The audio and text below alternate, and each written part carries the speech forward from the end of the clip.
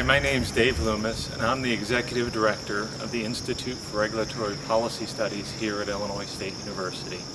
The Institute was founded in 1997 with a threefold purpose: to support our master's degree program in electricity, natural gas, and telecommunications economics, to do public education and outreach, and to do applied research in public policy matters. As part of our education and outreach mission, we've created these video podcasts. And each month we're going to sit down with a key policy decision maker in Illinois that helps shape the innovative regulatory environment that we have here in Illinois. So I hope you enjoy each one. Thank you. Well, we're pleased to have Jim Monk with us today. Why don't you tell us your title and present position and how long you've been there? Okay, Jim Monk's my name. I'm president of the Illinois Energy Association. That's a trade association that represents all of the investor-owned utilities and power generators in Illinois. So I have electric utilities like ComEd and Ameren, Illinois. I have natural gas utilities like Nicor and Peoples Gas. And then we've restructured in the last couple of years, so now I have actually all of the power generators like Dynegy, Exelon Generation, Midwest Generation. So pretty much all of the investor-owned energy industry in Illinois is under our tent.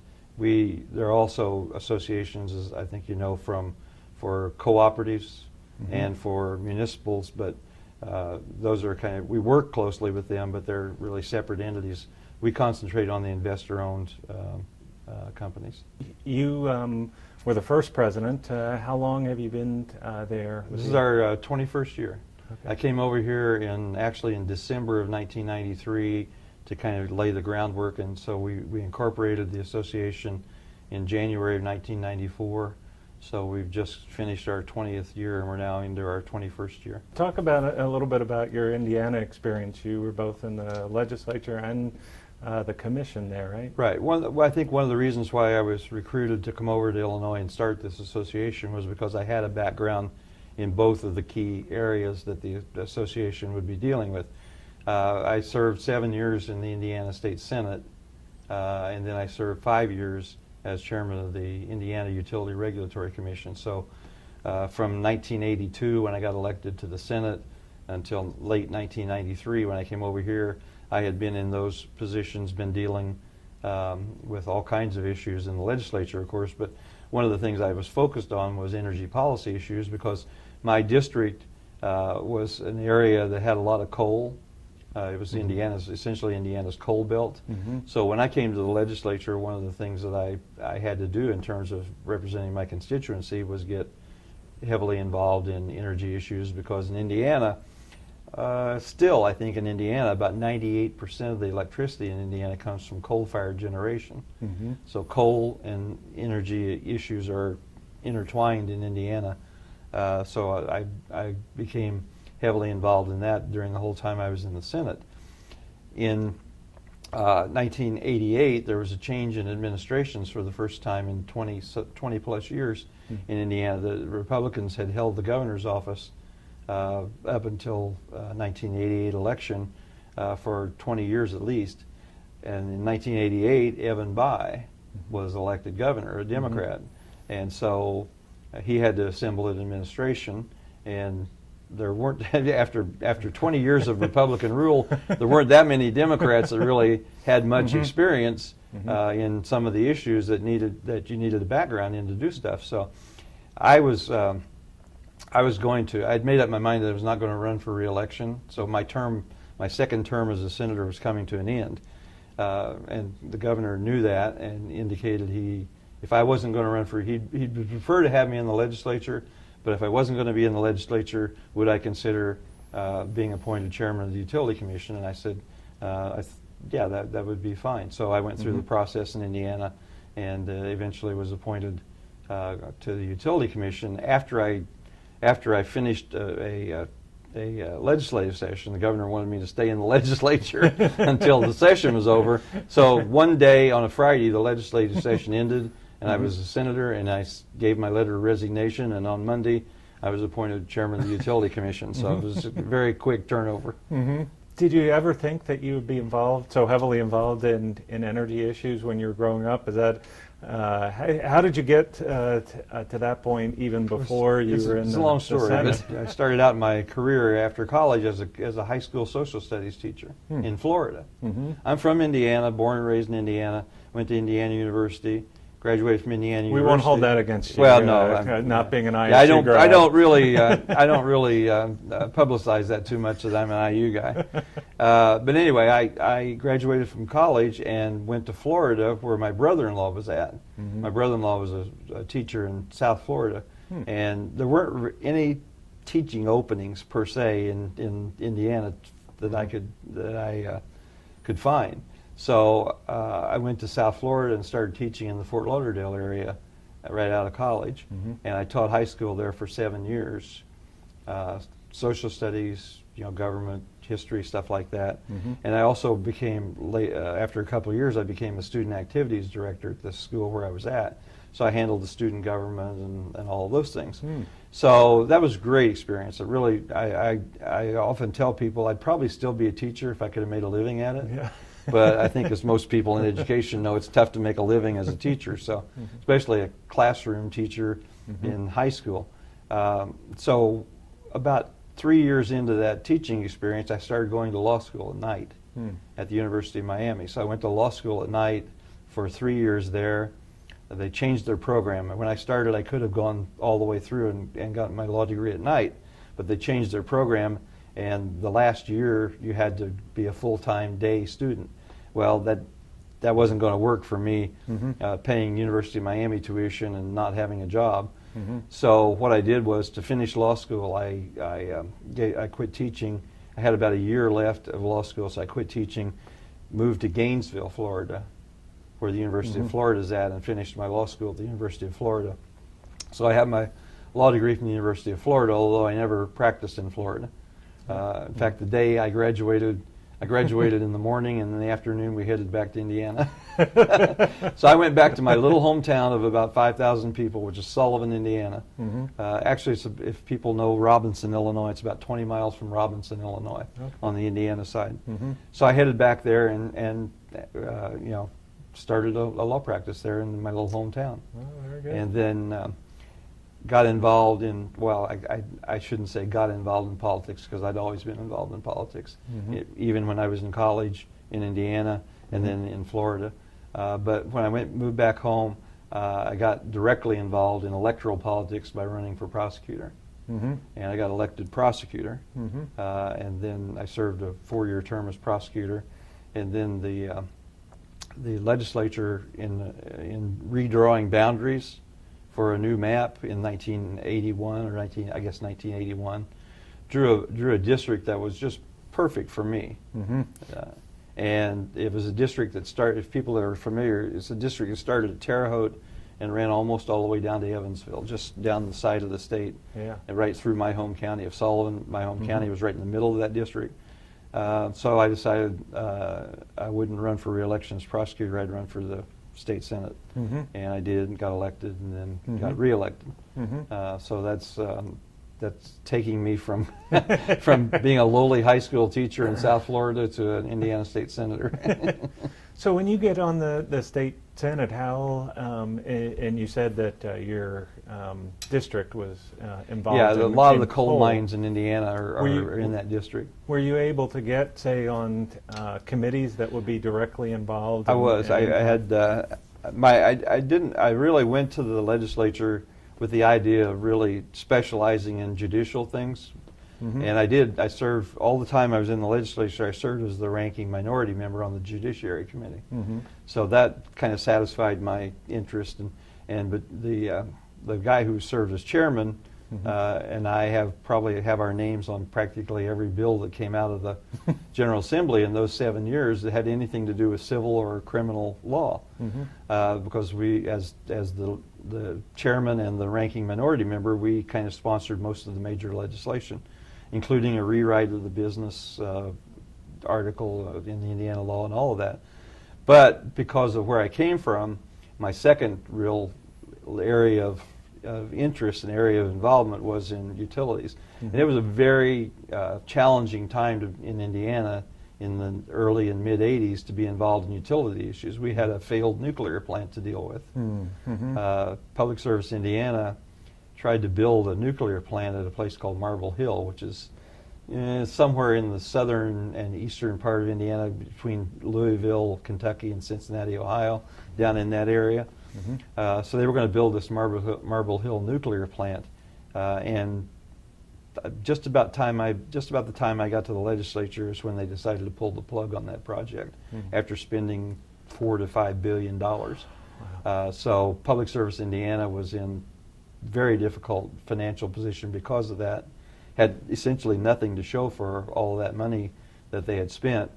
So they had to come in to the legislature and get to the utility commission and get emergency rates to stay out of bankruptcy. And that was very controversial. And the whole ideas, all the stuff surrounding the Marble Hill situation was very challenging. It led to essentially a restructuring of the Indiana Utility Regulatory Commission to make it more balanced. A lot of the legislators that were in the legislature when I was there felt like the Utility Commission in Indiana had gone too far over had lost its balance and gone too far on the side of Public Service Indiana, trying to keep them afloat at the expense of the ratepayers who were paying these emergency rates. And as a matter of fact, that happened about 1982 or 83. Those emergency rates stayed in effect until I got to the Utility Commission in 1989. Wow. What was the environment like before the Illinois 97 Restructuring Act? What was the environment like that kind of gave birth to that legislative initiative? Well, all of the things you're talking about in Illinois with the nuclear plants that were that Commonwealth Edison built and tried to put into rate base, all of those cases, the cases at the commission, the appeals, almost all of that had already taken place by the time I came over here in 1994. But there was absolutely a tremendous carryover from that in terms of bad feelings, relationships, animosities, antagonisms. I mean, it was a very, very difficult environment to operate in. And so a lot of what had happened previous to my coming over here in 1994 was more or less responsible for where we went once I got over here in terms of building up to the 97 Restructuring Act. The main thing, I think, was the rates that came out of that whole process. Even though they weren't as high as they could have been because of the disallowances, they still were high. They were still highest probably in the Midwest, among the highest in the country. And not only residential rates, but commercial rates and industrial rates were high as well. And that's where the real pressure came from, right from the start, was from the industrial and commercial community. One of the things I remember most was that the industrial guys used to say, "This is the only thing that I have no control over.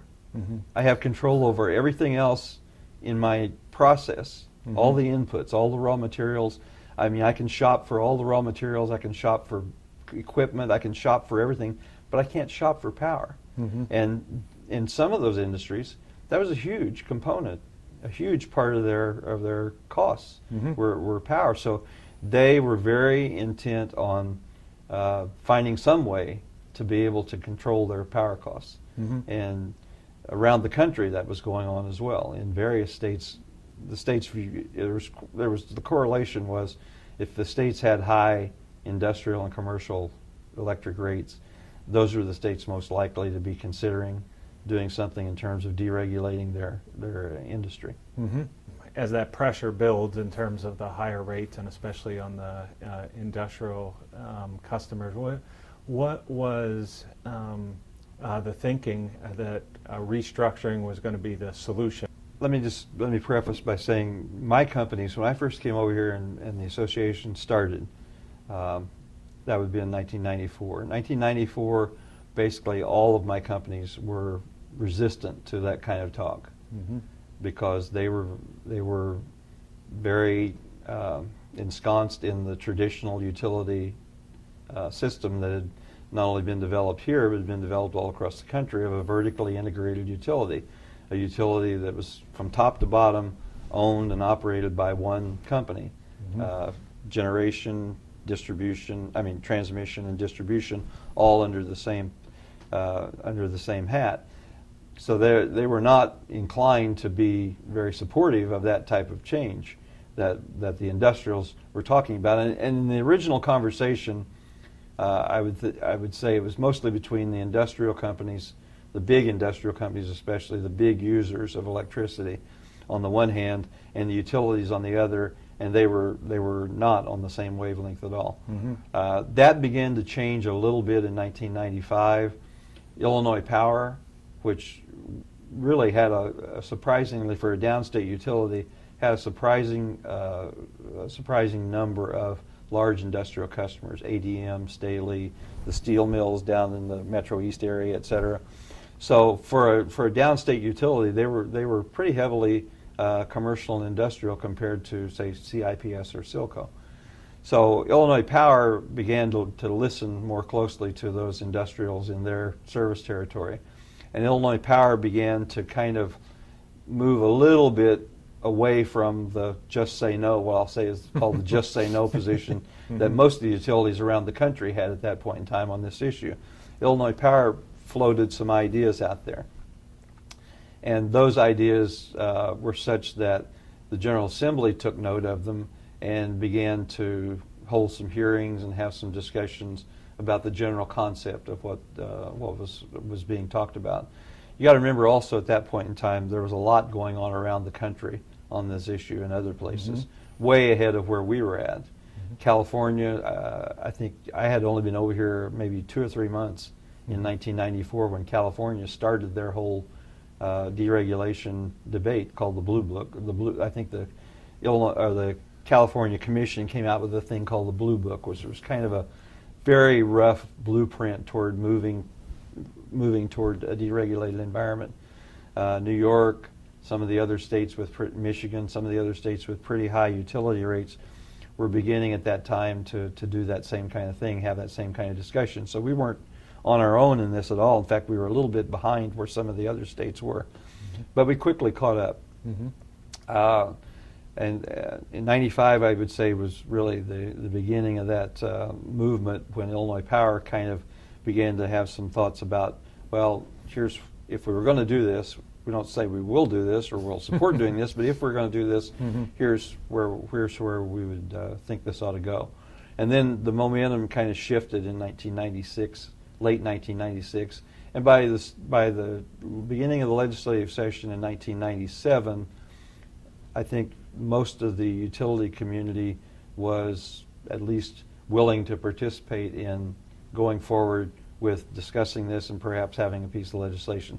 ComEd by that point had kind of changed from being decidedly opposed to having their own thoughts and having their own potential solution to what people were talking about. So in the space of a couple of years there, things changed pretty dramatically on the whole restructuring front. So by spring of 97, we were poised to do something legislatively. The legislature had by that time formed its own joint committee, Senate Joint Resolution 21 committee, 10 senators, 10 House members, and they were holding hearings and looking at some legislative drafts and things like that. So things were ready to be taken pretty seriously in a legislative sense by the spring of '97. And in fact, that's where things really started. Yeah, and it seemed like in the '97 legislature that there were different groups that usually are diametrically opposed that were able to sit around a table and work out what was most important to them. You certainly say industrial users versus residential customers. That might be at odds. The utilities having their own issues. How did that all coalesce in the legislation that we actually? Well, the thing is, if you're going to change a 100-year paradigm, which is what we were essentially doing, the industry had been around for 100 years. It had always been the traditionally vertically integrated utility, especially since the 1930s when there had been perhaps some abuses of that situation, and the federal government stepped in both by legislation and by Supreme Court case law and kind of changed that around. But essentially you had the same structure, and if you're going to change a 100-year paradigm like that, it's not just because one group wants to do it. Everybody's going to have to be involved. Everybody's going to have to be part of the eventual solution, and that's and when I say everybody, I mean almost literally everybody got involved in that process. The process was I still have never seen anything quite like it. In all, I've been around the legislature since 1982, so 30-some years. I've never quite seen anything quite like the process that we were able to develop in 1997. I mean, at one point in time, toward the end, there were perhaps as many as 80 or 100, between 80 and 100 people sitting around, literally sitting around the same table. Wow. Now, that's a big table. And actually, we had those meetings over in the Howlett Building in the Hall of Flags, and it was just one big, table, one rectangular table. Tables put together, and there were probably as many as 80 to 100 people there at any one given time, and it was pretty much every possible stakeholder in this process that was involved.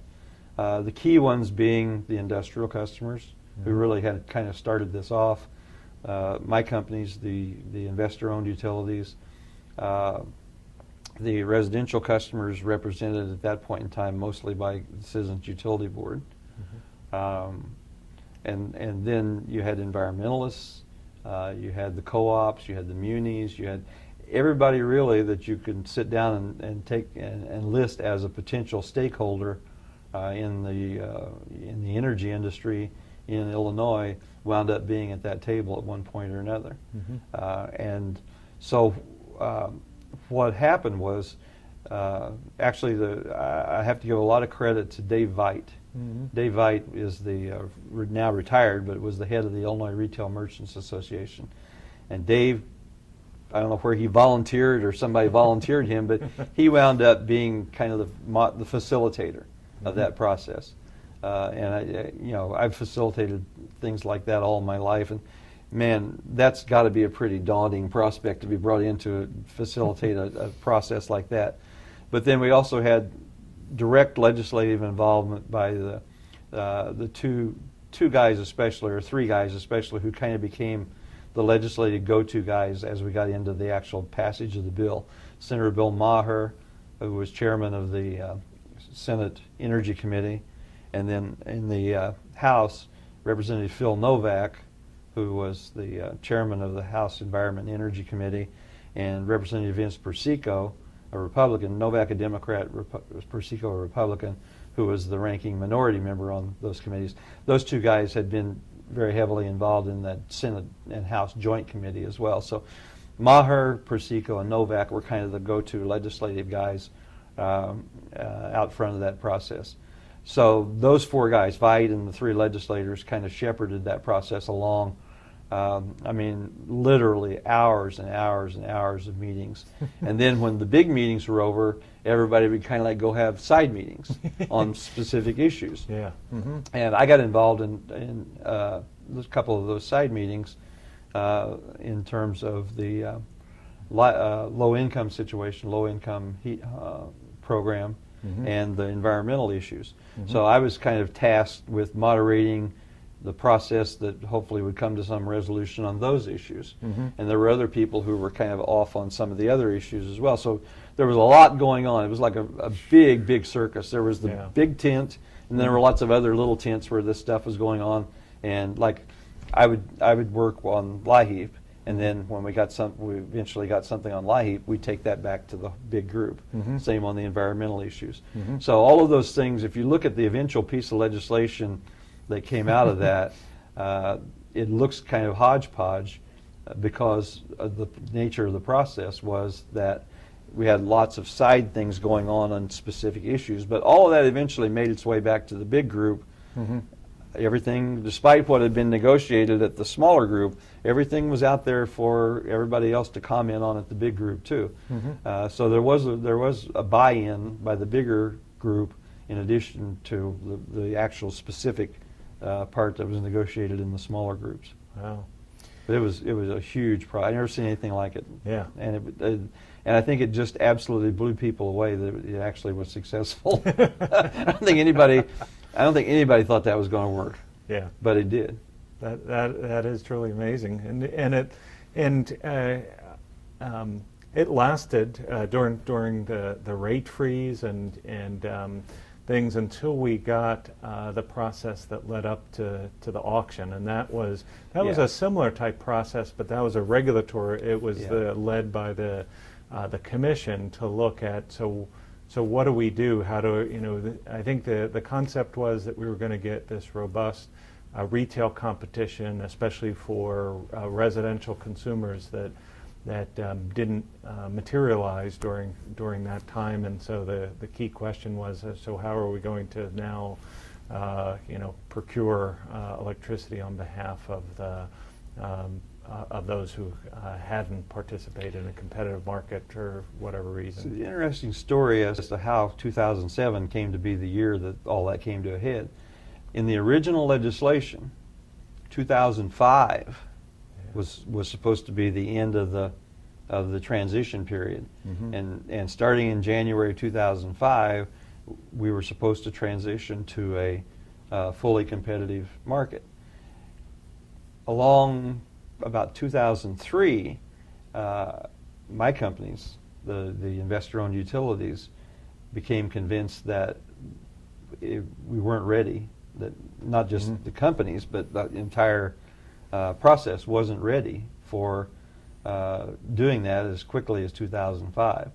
So we went to the leadership in the legislature and made our case that we weren't ready.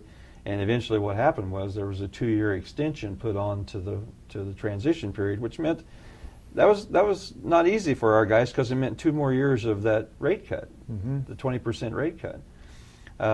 So anyway, that what happened in 2007 was entirely different than it might have happened in 2005, because in 2005 the prices were at this level. Mm-hmm. The market prices were at this level.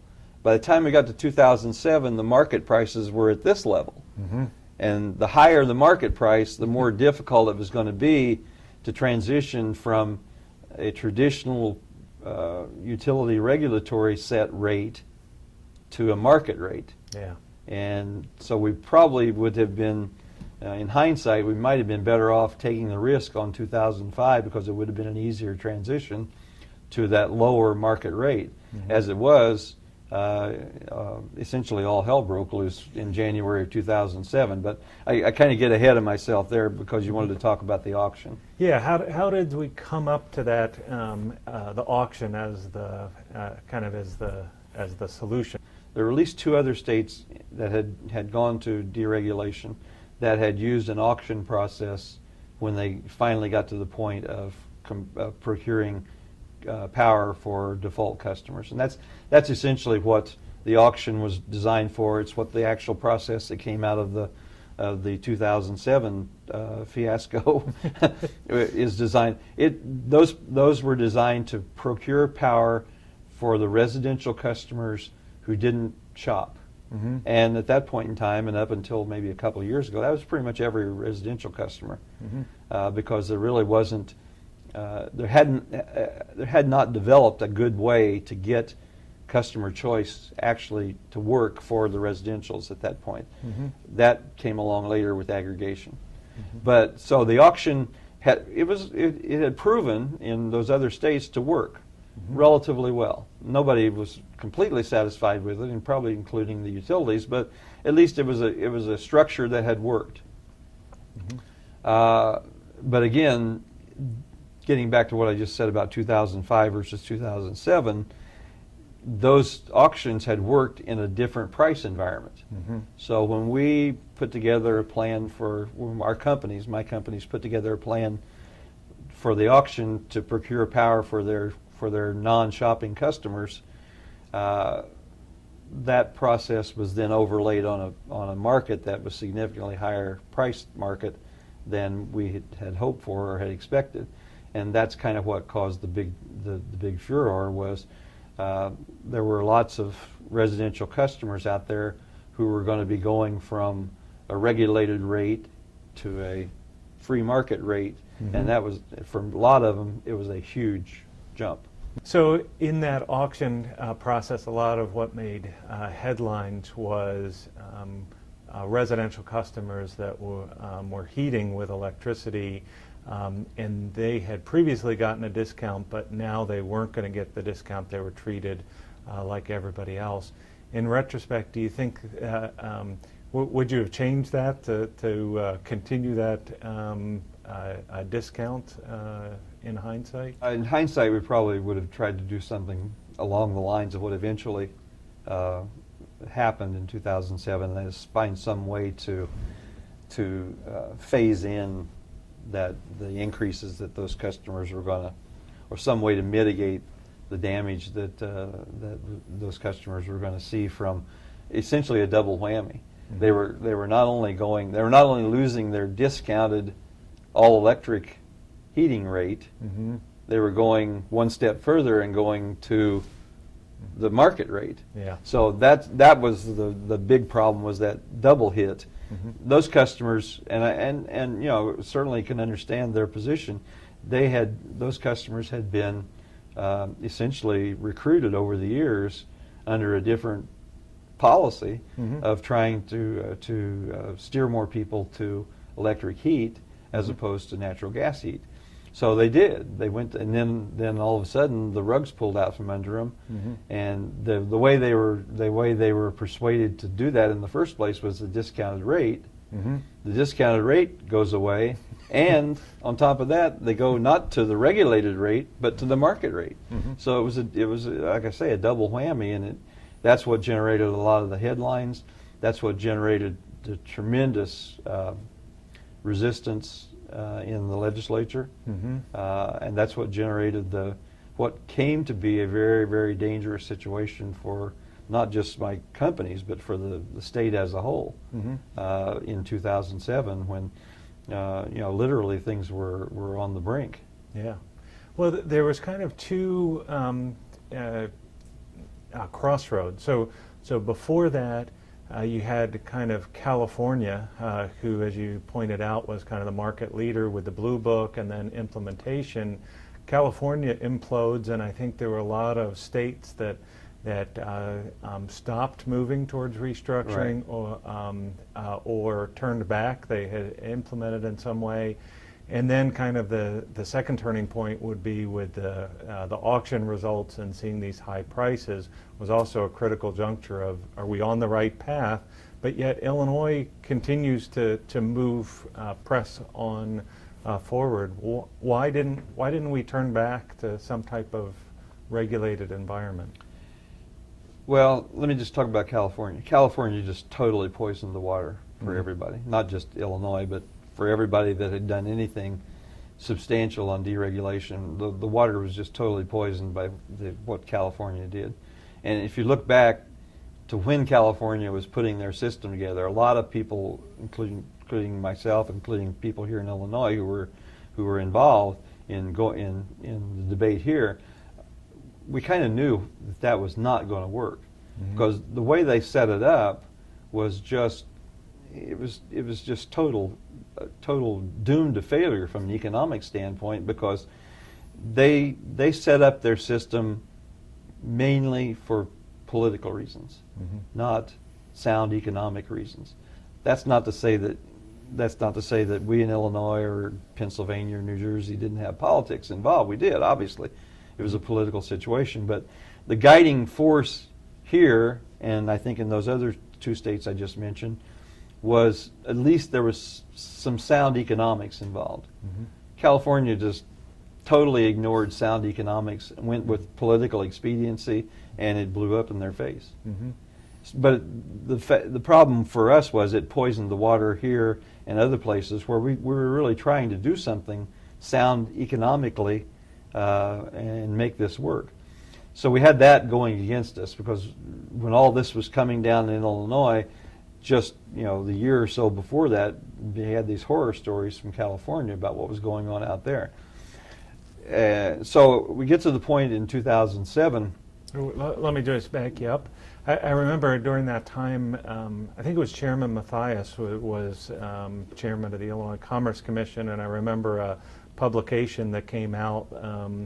I don't know whether it was out of his office or commission staff who wrote it, but I just remember a comparison between here's why Illinois is different, trying to separate out from this is what California did wrong and this is why we kind of got it right and why we're not going to implode. Well, we did that too. Okay. You may be talking about the thing that we did, or you may be talking about something that the commission did, but people were trying to make the case to policymakers here that we're doing it the right way. This will work. Yeah.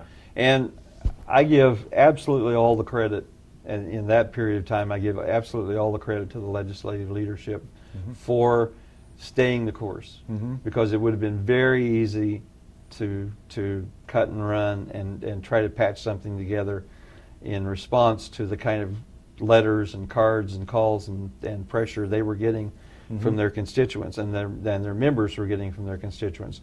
But the legislative leadership, I think, stayed the course. I don't know if they were persuaded by what we were saying or what other people were saying, but they did in fact stay the course. I think rightly so, because I think there was in fact a solid foundation to work with. Obviously, we needed to make some significant changes. The changes we needed to make weren't tweaks. Yeah. We needed to make some really significant changes. And as a matter of fact, that's precisely what happened in 2007 with the bill that eventually came out and passed in 2007. But one of the things I think is really remarkable is how, and they don't get a lot of credit for this, but how solid the leadership has been from the legislature over this whole period of time, from 1997 all the way to today, actually. They have not, they've been under a lot of pressure at times, immense pressure at times, especially some of the ones who were really hardest hit in terms of their constituents being hit by the change. But the legislators, I think, going all the way back to people like Maher and Novak and Persico, and all the way up to the current leaders in the energy policy field, and especially the legislative leadership, and all throughout that period of time, have stayed the course and have continued to believe in what they did back in 1997. And I think that's the key to what's made it successful. I think I have quite a bit of knowledge about what's gone on in this field around the country in these last 15 to 20 years. I think Illinois' program, Illinois' system, is the most successful one out there, partly because it was very much customized to Illinois. It was not in any way, shape, or form like any other state. Some of the other states basically said, the legislature said, okay, here's philosophically where we think we want to go. Now, Public Utility Commission, you go make this happen. The legislators in Illinois bit into it. They really dug into it, and instead of just saying, here, turn this over to the Public Utility Commission, the legislature here in 97, in 2007, and even up to the last couple of years, the legislature has basically continued to do the details, to make the actual detailed changes and do the actual detailed work to change the system, to continue to make it work. And I think that's a real key to what has happened here in Illinois, and I think that's why we've been much more successful than some of the other states. It's interesting that you say that because I've observed that in a lot of other legislative cases where it is a broad blueprint, and the exact things that you were saying in the 97 Act that led up to it, lots of the different subcommittees that were working on those details and so forth, oftentimes happens after the legislation gets passed and at the commission offices where they're trying to now work on the details given what they think is guessing at legislative intent. All that work kind of got inverted so that all that, think of it as kind of regulatory work in the other framework happens up front, then gets codified in the legislation. Right. So it's not guesswork, and then you can work on compromises up front before it gets in the legislation, and then you're worrying about it in the regulatory process on the Well, I think a lot of it goes back to the fact that in Illinois, unlike in Indiana, where I'm from, and I was just telling you about the relationship between the legislature and the commission in Indiana.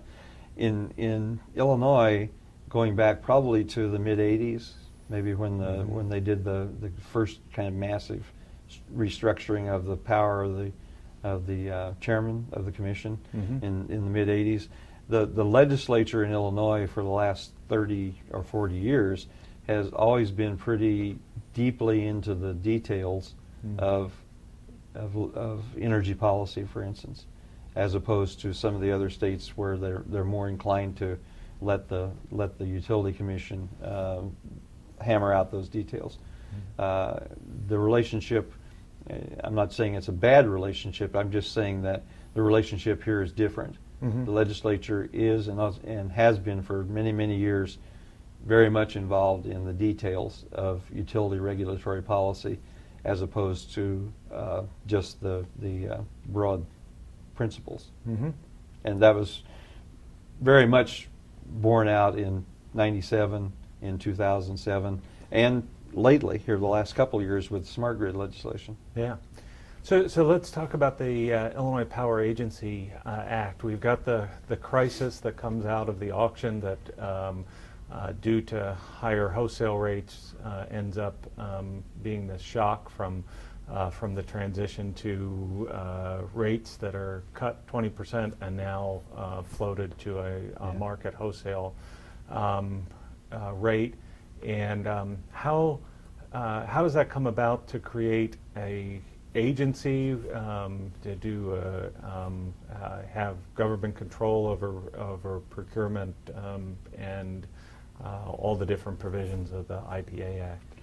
Well, in the course of the discussions in 2007, it became pretty clear to almost all the stakeholders involved that the auction was not going to be able to go forward.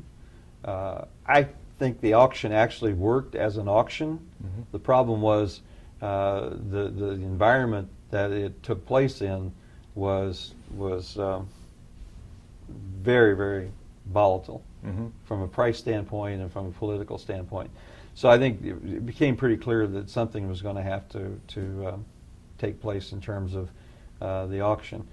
The idea, I think, of the Power Agency was floated by the Attorney General. It was an idea that the legislative leadership liked.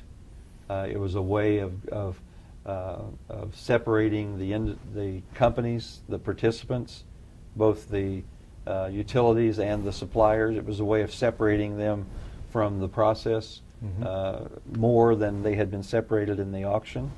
So it had a certain value in that respect. So I think that was probably the most significant thing from a structural standpoint that came out of the 2007 debate and the 2007 law that eventually passed. I think they were lucky that they got the right person to into that position to start the Power Agency from the start. Mark Pruitt came in, became the first head of the Power Agency, and really got that process, the Power Agency's procurement process, up and running and got it working. With no staff. With no might staff, I- yeah, definitely a one-man shop. And you know, there were obviously, as usual, there's when you start something brand new like that of that importance, there's some bumps in the road. But generally speaking, I think it's worked out. The power agency's worked out pretty well in terms of trying to. What the power agency tries to do is mimic the market price as best it can for those customers who aren't using the market. That's basically the whole reason it's there. And I think they've done a good job of that. Because the power agency has worked relatively well in that respect, there hasn't been nearly as much, at least up to the last couple of years, there hasn't been nearly as much importance on the market price as there was in 2006 and 2007. Now we have kind of the flip side of it. Now the market price is so low, you're causing pressures in a whole different way because the market price is so low. Talk a little bit about municipal aggregation in this mix because of the kind of a differential between the retail price and the wholesale price. It's opened up the opportunity for municipal aggregation with that.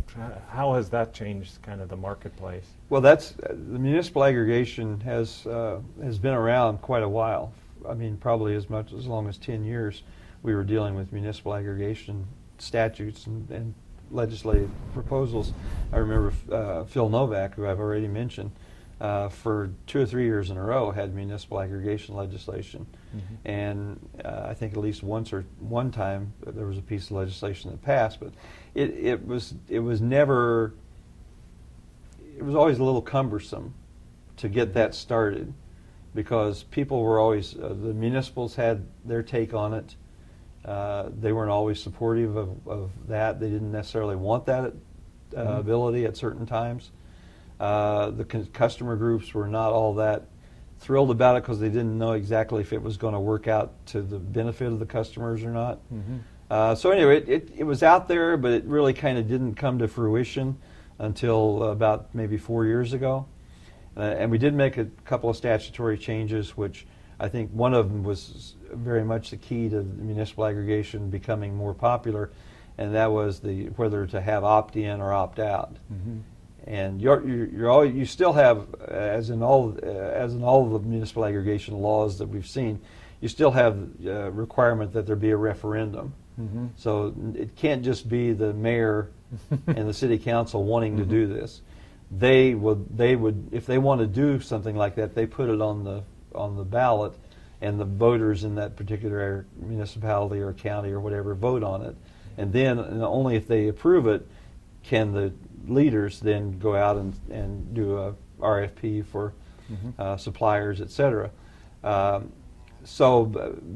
the opt-in, opt-out was always a tricky one because people were always kind of hesitant to make people opt out.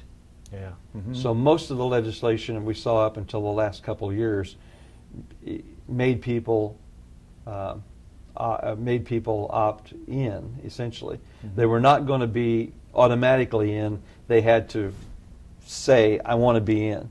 And that it's kind of human nature. A lot of people don't want to take that kind of step. So that's why one of the reasons why the numbers really weren't there to justify the suppliers getting involved. If you're a supplier and you're working with residential customers, the margin is very, very slim per customer. So you have to have numbers. And with opt-in type of aggregation, you just didn't see those kind of numbers that you really wanted to see. So the biggest change that was made a few years back was to go to opt-out. So if you get to the point where the referendum passes and people then the leaders go out and they get a supplier and the contract is ready to go, people have to opt out or they're part of that contract. And that's been, I think, a big reason why it's worked. You have bigger numbers that way than the other way. And so we started seeing about 4 years ago or so a few municipalities going with aggregation of their electric load. And that was at a time when the market prices were pretty high. And so it turned out to be those first few, like Oak Park and some of those first few municipalities, the savings numbers turned out to be pretty impressive, 15, 20% of what the residential customer could save, 15 to 20% over what he would be paying with his incumbent utility. So that then kind of got the ball rolling, and it became a snowball rolling downhill. And to the point where now there's 600 or 700 municipalities around the state that have gone to aggregation. The problem they're running into now is the market has changed. Market prices are low now, so the suppliers can't find as much margin there as they were able to find before. So the savings aren't quite what the early adopters got. So but when you're dealing, it's just like with the industrial customers, it's just like with the Illinois Power Agency procurement. When you're dealing with the competitive market, it's a competitive market. Things go up and they go down. I mean, everybody knows why prices are low right now. It's because we have so much natural gas that's out there because of the shale gas discoveries. That might change. Who knows? But that's the thing that you have with a competitive market. That's why that's either the beauty or the ugly part of it, depending on your perspective, is that it reflects the true price of what's out there, what's going on. You don't have artificially inflated or deflated prices. You don't have something that somebody thinks is a good price. You have what the market tells you is a good price. But I mean, I think the people that have gone with aggregation, I don't see too many people pulling back from it. There are a few, but I think most people are going to, most of the municipalities are going to try to ride it out and see how it goes, see what happens. Very good. But the fact that people were willing to go that route, I think, is a validation of the system that was put into effect. Yeah. If we turn our attention now to the smart grid legislation, so now we're into modern times. Modern times. In things that the legislation passed several times. It's a lengthy process. In things, and then has had a difficult road in the regulatory process as well. Could you kind of describe the need? What was the impetus now to go towards smart grid and legislation as opposed to a regulatory process? Well, I've heard it described pretty well in comparing telephones and the electric system. Somebody says if Alexander Graham Bell, who invented the telephone, came back today and looked at the telephone system, he wouldn't have a clue what was going on. It's so different with cell phones and smartphones and wireless and all that. I mean, he wouldn't know where to begin. He wouldn't recognize his industry. The problem on the electric side is Thomas Edison would recognize it because he designed it. Thomas Edison designed this system that we've been using 100 years ago. And Thomas Edison didn't design the regulatory system. He designed the actual functional system. And we're pretty much still operating that way with central power plants, central base load power plants. We now have peaker plants for peak times. The only thing really that's major different now is the renewables. We do have renewables. Thomas Edison probably wouldn't know much about that. But at any rate, the problem is we're in a 21st century economy, but we're operating with essentially a 19th or early 20th century structure in terms of the electric system. And in many cases, we're operating with actual equipment that is 40, 50 years old.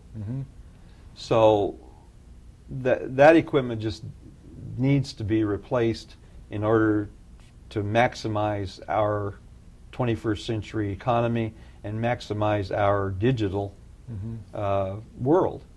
And so that's essentially what the whole process of moving to the smart grid is all about. For example, I was testifying on the bill, one of the many hearings we've had, and one of the legislators, we were talking about outages, because that's a big part of the whole value of smart grid is the effect it can have on reducing number of outages and reducing the time of outages if they do in fact occur. We were talking about outages, and so he was asking questions about the outage situation. I said, Senator, would you believe me if I told you that our companies essentially don't know if something is wrong on the system until you tell us? And he said, you're kidding. And I said, no, absolutely. Under the old system, it's a one-way communication system. You know, we don't, for the most part, we don't know until a residential customer calls us and tells us that he's without power. The value of the new system is we'll know. Not only will we know, we'll know to a point where we might even be able to head that off. The systems that are being put in, the smart grid systems, the meters at the home, the equipment on the lines, the equipment at the dispatch centers, all of that stuff is extremely intuitive. It's very helpful in diagnosing weak situations that might in fact lead to outages. So I mean, that's why the outage, that's why, at least for the customer, one of the big values of going to a digital system, a smart grid system, is the fact that it should, in fact it has to, from our perspective, it has to help cut down on outages and time out, because that's one of the things the legislators insisted on putting in the law, were metrics that the utilities have to meet in terms of reducing outages and reducing time of outages, or they face financial penalties. There was some push to move towards grid modernization in a legislative or a regulatory process, and that moved to be a legislative process. Why was that the better venue to go with? Well, I think that, I mean, I will say that the Commerce Commission did a good job of laying the groundwork.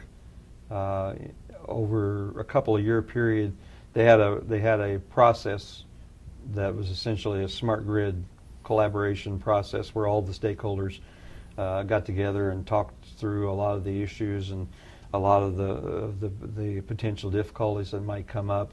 So there was a lot of groundwork laid at the regulatory level among the stakeholders, and to a certain extent the legislators were aware of that. I don't remember that they were terribly heavily involved in that directly.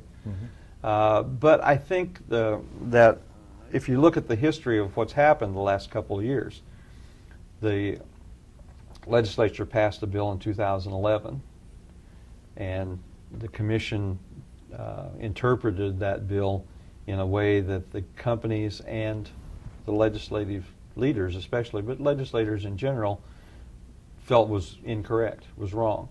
So they came back and passed another bill to, by the way, the original smart grid bill in 2011 was vetoed by the governor and was passed over the governor's veto. So then the commission gets involved, and the legislators say, no, that's not what we meant. They had some hearings, things get a little testy. The legislature comes back and passes another bill, what we called the Smart Grid Fix bill.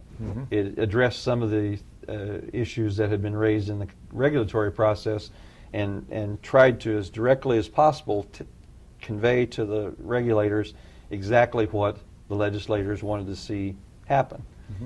Governor vetoed that bill. We came back and overrode the veto.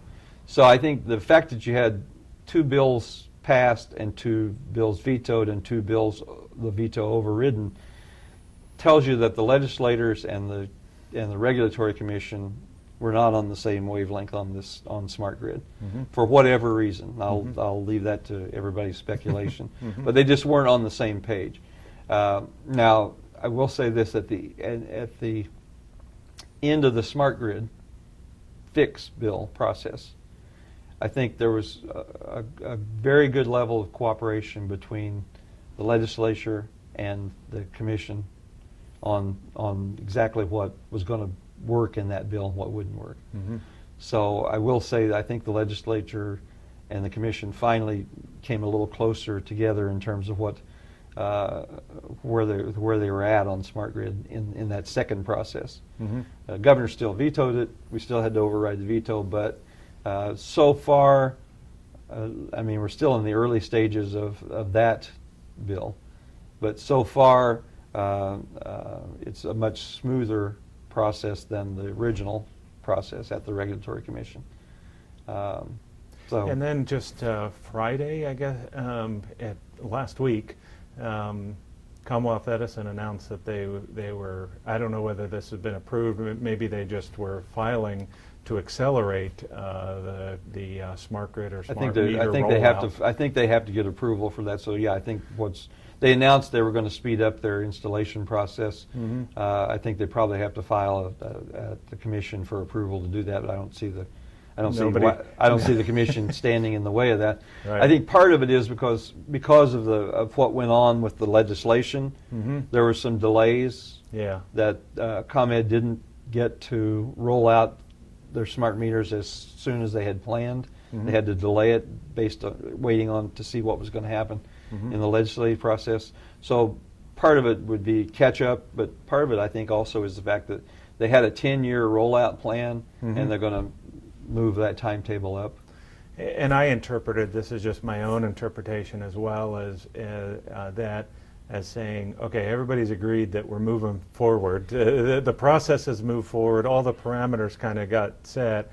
And so the people who were reluctant said, well, if you're going to do it, let's just do it faster. And I think the company saw it in their best interest also to say, let's just get this show on the road and move it along. And I think that's probably true. Yeah. And certainly the companies wanted this smart grid legislation for their own purposes as well as for the purposes of their customers, because it makes it's a much more effective and efficient system to operate under this smart grid scenario than it was in the old scenario.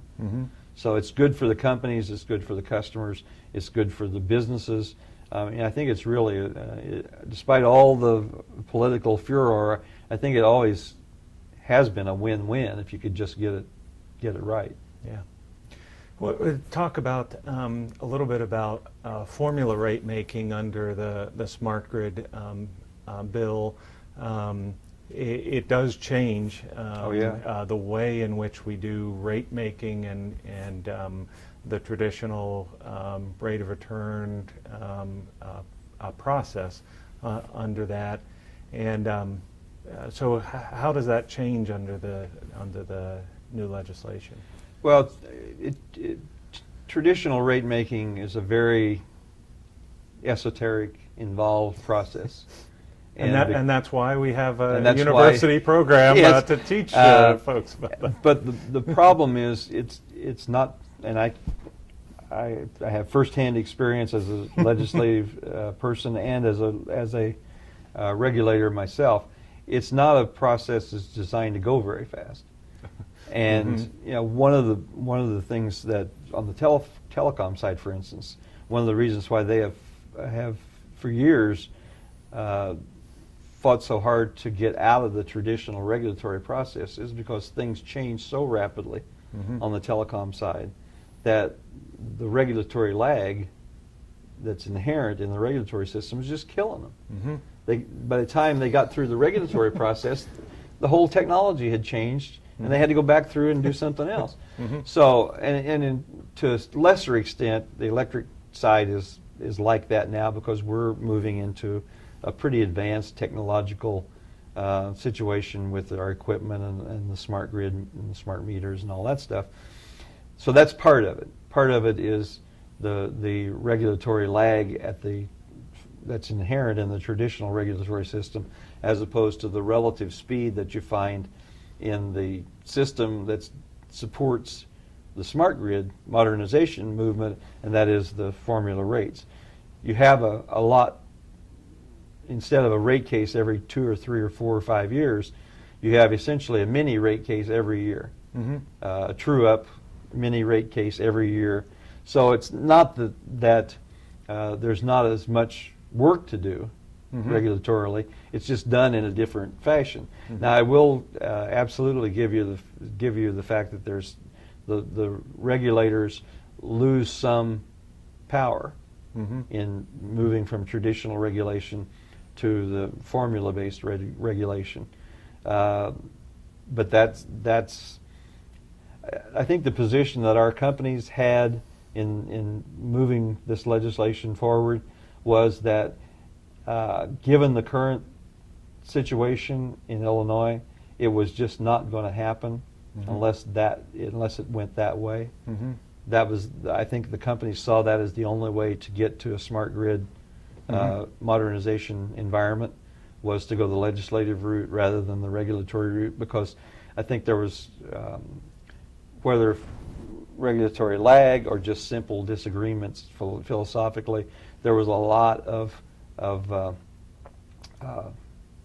disharmony between the industry and the regulatory body on these particular issues. So that's, I think, behind the movement to go to that. Not so much, that's the electric side. On the gas side, we did a gas modernization bill last year that pretty much stayed within, I mean, it started out, the bill itself started out as a formula rate bill, but the end product was basically a traditional solution by using the rider mechanism to finance and fund the gas modernization, as opposed to the formula rate mechanism to do that on the electric side. And is on the natural gas side, is it similar in terms of upgrading the communications network that's going to go out, or is there more on the natural gas side on just replacing aging infrastructure? That's the real emphasis on the natural gas side, is just replacing the old pipe in the ground.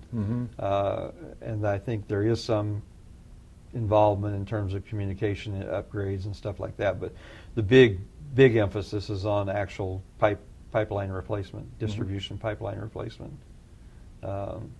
Both NICOR, but especially Peoples, that's where their emphasis is at. Yeah, and you don't have the issues with outages like you do on the electric side, where the telecommunications intelligence out in the network is going to help you manage the grid and reduce outages.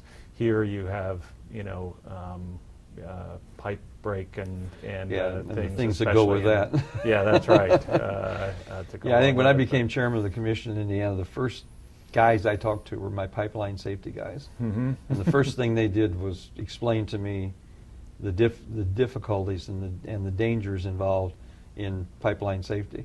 And so that was something that stuck in my brain right from the start. That's just something, I mean, that's if you have an outage, an electrical outage, that's one thing. But if you have an accident on pipeline safety, that's a whole other thing. Turning now, just thinking about advice to the to people just maybe graduating from grad school or undergrad, is the energy field a good field to go into? Not that you necessarily was thinking that when you were graduating, but what advice would you give to recent graduates if they're interested in this field? Well, actually, it's interesting because for the first time in decades, really, the energy field is a very interesting, forward-looking, forward-moving field. I mean, as we talked about already, you had traditional regulation and traditional vertically integrated industry for all those years, and it was when people went to work for a utility, that's where they stayed, and they stayed until they retired. And I mean, there wasn't much, and they did pretty much the same thing the first day that they did the last day. Nothing much changed. Now, in the last 20 years, everything's changed. You and I are involved, along with a lot of other people, in trying to promote energy awareness, career awareness, because we have, and I think it's everybody knows, we have in the energy field, we have an aging workforce. We're going to need to replace a lot of people in the next several years, so we're trying to get people involved in the energy industry, and now we've at least got some recruiting tools to use in the fact that it's a pretty dynamic industry compared to what it used to be. It's still a difficult industry, from certain standpoints. If you're a lineman or if you're a gas pipeline worker, it's not easy work, but it's certainly rewarding work. Yeah. But even our linemen now, because of all the new things that we're doing in terms of smart grid and all of that stuff, even our linemen have a lot of technical challenges that linemen didn't have in years past. So yeah, I would if somebody's coming out of graduate school and they want to get involved in the energy industry, I think there's a lot of availability for people with new thinking, because we are in many respects moving in that direction as an industry. So yeah, I think I would think if people were looking for an industry, this is an industry that provides a lot of growth opportunities, and has always been an industry that paid well. Yeah, and as you point out, with those aging issues, there's going to be jobs to be had when students graduate through programs as they enter now, and 4 years from now graduate, or a 2-year graduate program.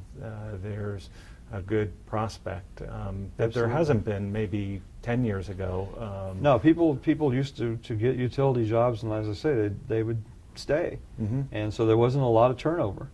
But with the way things are moving in the industry, and I think probably the energy industry's average age of its employees is older than most industries in the country. So there are going to be opportunities for people, I think, going forward in the energy industry that they should at least consider taking advantage of. Great.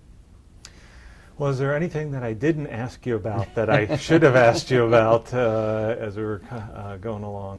Going back to the main topic of our discussion, that is the deregulation situation in Illinois, I think I'd just reiterate that I think it's been a success. It's certainly there have been bumps in the road. Sometimes there have been huge bumps in the road.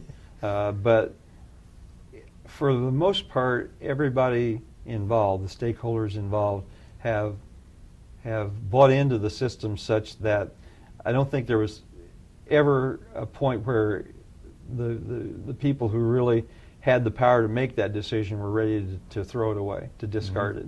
It was always a situation where, well, we got to make some changes here, but the fundamentals of the system work for customers.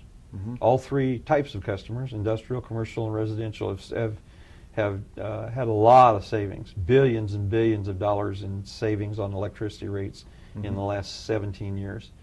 It works for the industry. I think it works for the economy, and so I think all in all, it was a very wise move not only to do that back in '97, but to maintain the position that leaders have maintained on that throughout the years. And I think the rest of the country does recognize that, has looked at Illinois as a shining example of kind of how to do it right, and how we've been successful.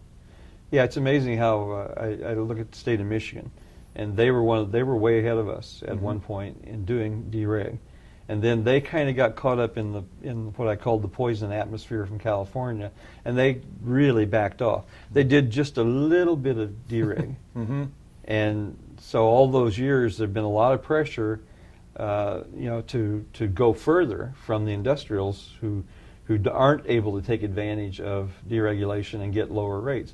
And so now I know several people that I've talked to, there's now a pretty big push on in Michigan to make those kind of advances now, to move further than where they did. But we stuck the course. I think Pennsylvania and New Jersey were probably the other two that did did the same kind of thing. Lots of others backed off completely, or at least partially. But I think all in all, the policymakers here in Illinois should be congratulated for the move that they made and for the sticking to it and stay with it power that they've had.